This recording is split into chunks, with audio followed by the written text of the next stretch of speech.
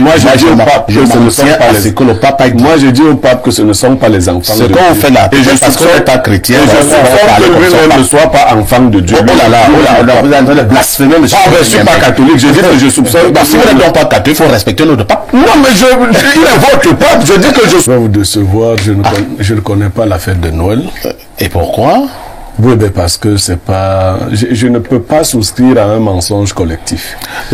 Pourquoi vous aimez ce genre de débat-là? Vraiment, le mensonge est à quel niveau? Non, je dis je ne peux pas souscrire à un mensonge collectif. Il y a quelqu'un qui a dit récemment, on lui dit Jésus n'est pas né le 25 décembre. Et il répond, est-ce que tu travailles à la mairie de Bethléem?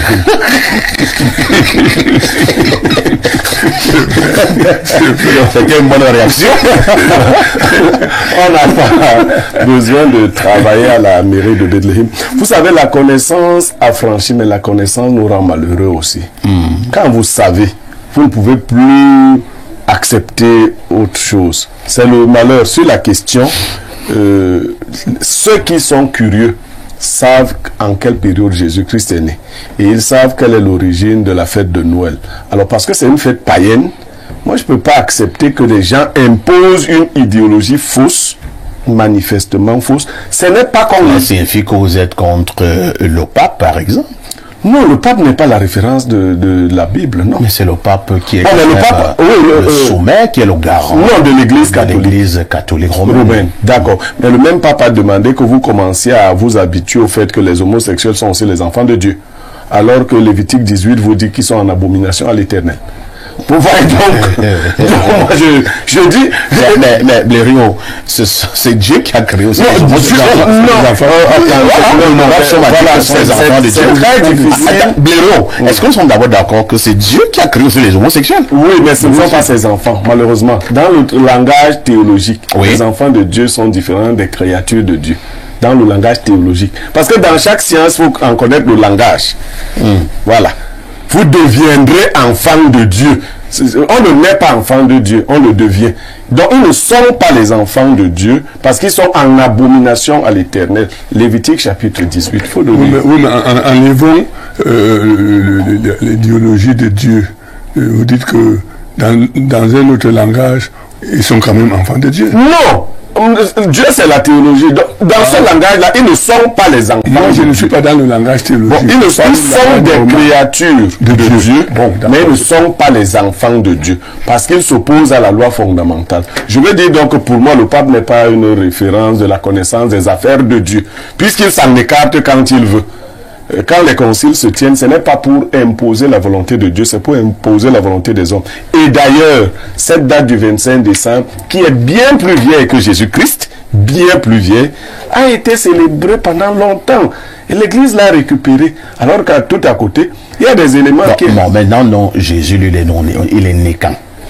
Ben, c'est pas si difficile que ça. Dès que vous prenez le calendrier auquel Jésus appartenait, le calendrier juif, même si vous opposez au calendrier grégorien, on vous dit que le 6e mois de ce calendrier-là, Marie est allée rendre visite à Marie de Magdala, et c'est en cette période qu'elle est tombée enceinte.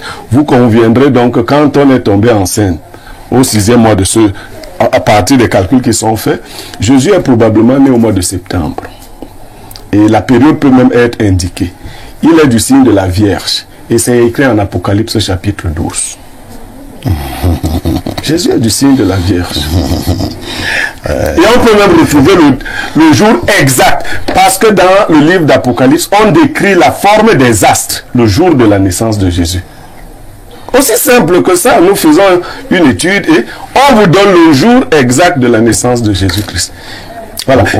Vous voulez donc nous dire que le monde entier est trempé dans un gros mensonge? Nous avons beaucoup de mensonges comme ça qui sont devenus des mensonges universels. Et les hommes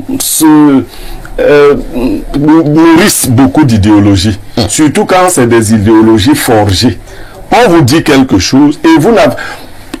La plupart d'hommes, vraiment c'est pas injurieux, préfèrent être calmes dans des certitudes. Si on vous dit que Jésus est né le 25 décembre, vous vous dites, mais moi, où est mon problème là-dedans? Qu'il soit né le 25 décembre, ou le 30 mars, ou finalement le 11 septembre, que Ben Laden connaît et pour lequel il a frappé le monde chrétien, Ah donc Ben Laden connaissait la vraie naissance de Jésus. Non, je vous viens Ben Laden n'a pas choisi la date du 11 septembre. Je viens de vous donner la date. Alors, pourquoi il frappe le monde chrétien en cette date-là pour montrer l'opposition de ce qu'il croit défendre comme monde musulman face à la puissance du monde chrétien.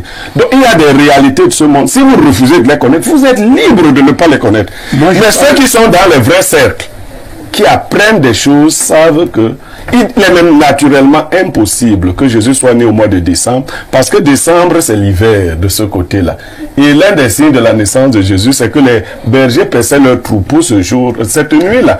On ne peut pas perdre les troupeaux en hiver. Il y a beaucoup d'éléments qui excluent. Décembre, le 25, c'est Osiris.